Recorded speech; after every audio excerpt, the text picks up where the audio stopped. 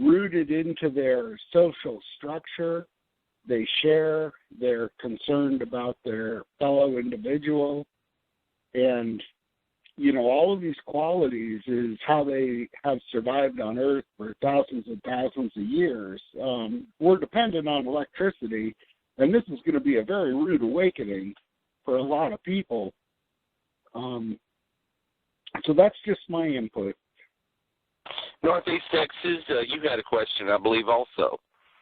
Yeah, my question had to do with drinking water. It seems to me like when the people finish eating one another, they're going to need something to drink.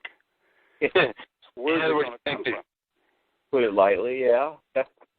I mean, the people will die of thirst in just a couple of months. I mean, everybody. The people in the cities will go to the country and get their water, and then, I mean, I don't see anybody coming. Very few people coming out of it alive. No, but my question was this: what does the gentleman propose we do about it? Nobody has a plan, and that's another thing I think Koppel has addressed in a big way. There is no plan, and I'm sure that the think tanks in the Department of Defense have people on it, but they're really, it's such of a severe scenario that it's so massive and has such of a long reach across potentially across the entire North American continent that it's almost impossible to think of a rescue, a way back. How do you? Time, yeah. If we cut down on the population through positive eugenics, birth control and stuff like that, it still wouldn't be in time to save us from. No, when this happens, if this happens, and Ted Koppel believes it's not a question of when or if it's going to happen. It's going to happen so suddenly, it's going to catch everybody unprepared. And if there's not a plan in place, and apparently there's not, we're all going to be in a major fix. Yeah, well, according to my information, we've only got water enough left for the next 30 to 50 years, even if we don't have a electrical crisis or a nuclear war or whatever. Just think about it this way. It took man millenniums.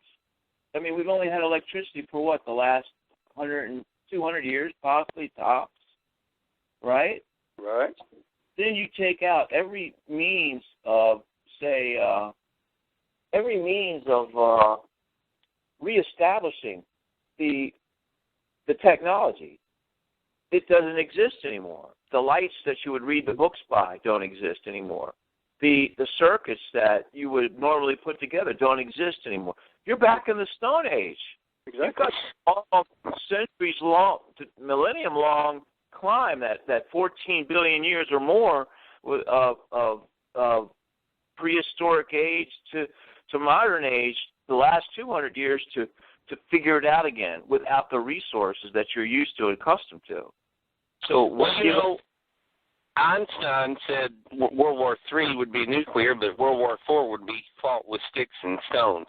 You're literally saying we could easily go back to the Stone Age. Exactly.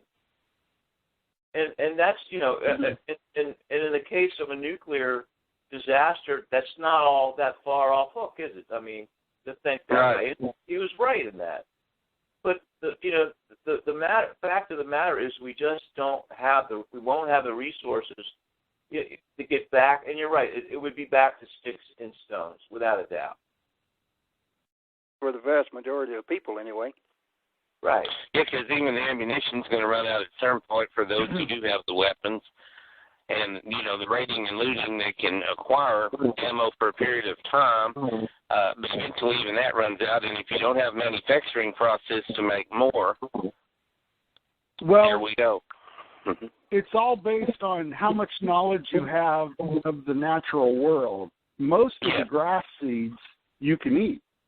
You know, if you know what plants to eat and that are available to you in your area, you can scavenge and basically survive. I mean, people have done it for millions of years.